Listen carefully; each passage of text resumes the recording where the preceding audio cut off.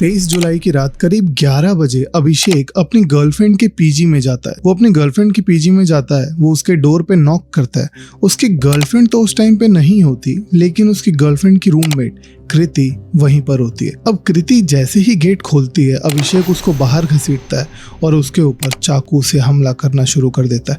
कीर्ति अपना बचाव करने की कोशिश करती है, लेकिन वो इसमें सफल नहीं हो पाती और अभिषेक हमला करके वहां पर आराम से निकल जाता है। आखिर हुआ क्या था और रात के 11 बजे एक लड़के को गर्ल्स पीजी के अंदर एंट्री दी किसने? किसी की एंट्री ऐसे कैसे हो सकती है गर्ल्स पीजी के अंदर, वो भी किसी लड़के की? और वो चाकू लेकर वहां से आराम से कैसे चला जाता है?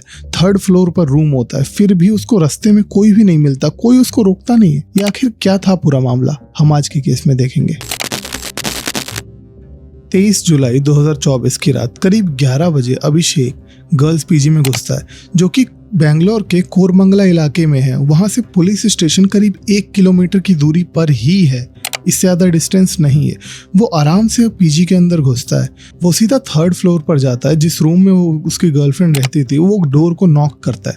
अब उस वक्त उसकी गर्लफ्रेंड तो नहीं होती, लेकिन उसकी जो रूममेट है कृति, वो वहीं होती है। अब कृति जैसे ही गेट खोलती है, अभिषेक उसको पकड़कर बाहर घसीटता है और बिना कुछ बात, बिना कुछ सोचे समझे उस पर चाकू से हमला करना शुरू कर देता है। कृति अपना बचाव करने की पूरी कोशिश करती है, लेकिन वो सफल नहीं हो पाती।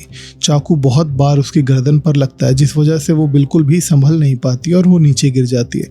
अभिषेक वहां से हमला करके निकल जाता है, बहुत आराम से, उसको कोई भी नहीं रोकता। कृति का खून बहुत ज्यादा निकल रहा था, क्योंकि सारे जो हमले हुए थे वो गर्दन के आसपास ही हुए थे।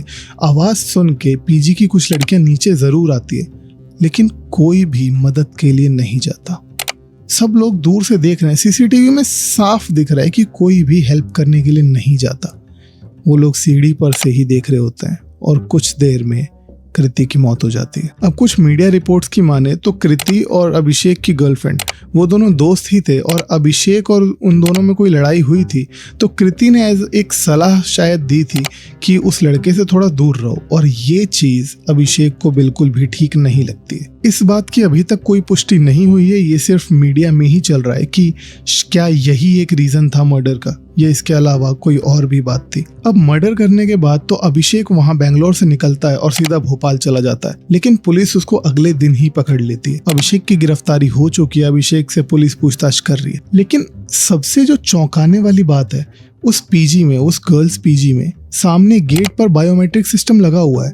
बायोमेट्रिक सिस्टम होने के बाद भी एक लड़का रात में 11 बजे चाकू लेकर अंदर जाता है, सीधा 3rd फ्लोर पर जाता है और कोई भी उसे रोकता नहीं है। आखिर कोई गार्ड, कोई सिक्योरिटी कुछ था ही नहीं क्या? अब पीजी के मालिक ने ये कह के अपना पल्ला झाड़ लिया है कि जो केयरटेकर है पीजी का, वो अपनी फैमिली के साथ 4th फ्लोर पर खाना खा रहा था, डिनर कर रहा था। मतलब हर रात जब पीजी का केयरटेकर अपनी फैमिली के साथ खाना खा रहा होता है, तो गेट पर भी कोई नहीं होता, सिक्योरिटी भी कोई नहीं होती, और उस वक्त सबके लिए फ्री है कि कोई भी अंदर बाहर कर सकता है।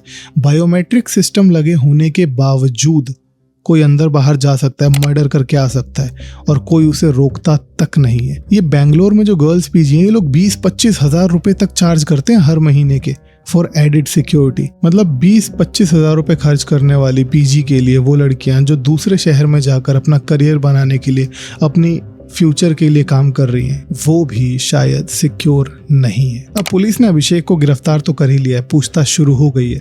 अभी तक की जो थोड़ी बहुत इन्फॉर्मेशन बाहर है, ये आसपास के दोस्तों और कॉलीग से बात करके ही है, लेकिन अब अभिषेक बाकी खुलासे भी करेगा कि उसने ऐसा क्यों करा, उसका मोटिव आखिर था क्या मर्डर करने का, और वो कैसे बायोमेट्रिक सिस्टम होने के बाद भी वो सीधा 3rd फ्लोर पर चला गया और किसी ने उसको देखा नहीं, किसी ने उसको रोका नहीं।